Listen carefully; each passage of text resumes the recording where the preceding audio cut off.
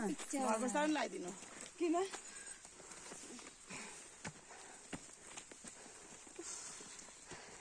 अन्त डाँडाको हजुर मजा आइरहेछ है हिँड्दा छैन छैन किन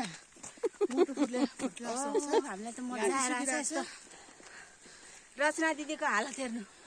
साथी हो ठेल्दै लग्नु परेको छ पछाडिबाट ठेल्दै लाँदैछु हेर्नु है साथीभाइको खुसीको लागि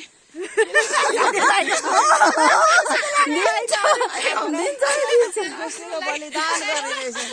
आफ्नो के साह्रो माया गरेको साथीभाइलाई यहाँनिरदेखि नै उज्यालो मजाले आउँदैछ ल रचना बेबी गर्ल्स कस्तो लाग्दैछ बेबी गर्ल्स ग्रुपहरू दुःख पनि लाग्दैछ आज सकिन्छ हाम्रो